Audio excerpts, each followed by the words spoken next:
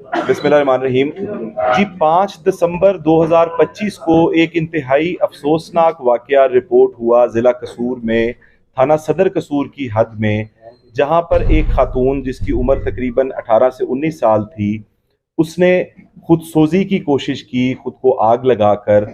और उस वक़्त जो रीज़न था वो ये था कि उसका जो विक्टिम, जो ये खुद विक्टिम थी, जो इनका मुल्ज़िम था, उसको एक्विटल हुआ था कोर्ट से, और उस रंजिश के ऊपर उन्होंने खुद को आग लगाई। ये इंसिडेंट रिपोर्ट हुआ।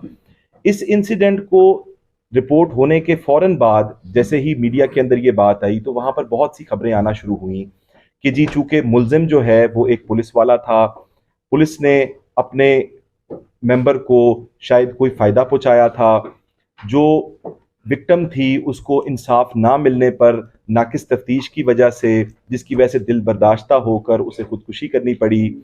और साथ बहुत सी तनकीद जो थी वो महकमा पुलिस के ऊपर और हुकूमत के हवाले से बातें शुरू हो गई। हमने फौरी तौर पर एसपी साहब, डीएसपी साहब सिटी, हमारे एसएचओ साहबान वहां पर पहुंचे।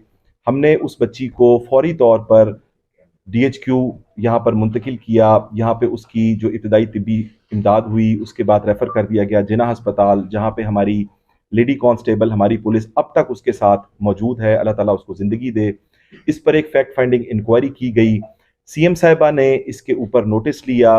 हिना परवेज़ भट्ट साहिबा खुद फिजिकली विक्टिम के पास जिना हॉस्पिटल गई। प्रोसिक्यूटर जनरल जो हैं उनको फौरी तौर पे सीएम साहिबा ने टास्क किया कि वो इस केस को देखें कि इसमें तफ्तीश के हवाले से कोई लकूनाज ऐसे तो नहीं है।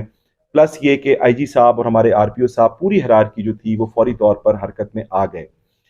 इसमें जब हमने देखा कि ये वकूआ जो है, जो एक्चुअल रेप केस था, ये 2022 का था, जो कि 5वें महीने रजिस्टर हुआ, जिसकी एफआईआर 156/22 है, जिसके अंदर जो विक्टिम है वो उस टाइम पर 3 माह की प्रेग्नेंट थी। उस वक्त वालिद साहब ने उनके, जो कि यहाँ मौजूद हैं, ये केस रजिस्टर करवाया। इंतहाई अफसोसनाक वाकया था। उस वक्त की जो यहाँ अफसरान थे, उन्होंने बड़े प्रोफेशनल तरीके से इस केस की जो है वो इन्वेस्टिगेशन की, इस मुल्जिम को गुनहगार किया। As per content of FIR उसको चलान किया गया, उस मुल्जिम को डिसमिस फ्रॉम सर्विस किया गया।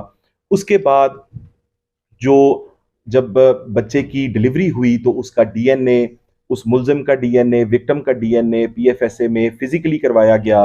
और उसके बाद उसकी रिपोर्ट आई। हमारी तरफ से तफ्तीश में तमाम चीज़ें उसको गुनहगार करके और अदालत में चलान जमा करवाया गया। जो फाजिल अदालत हैं उन्होंने ट्रायल मुकम्मल किया। ट्रायल मुकम्मल होने के बाद 5 दिसंबर को उसका फैसला हुआ। और उस मुल्जिम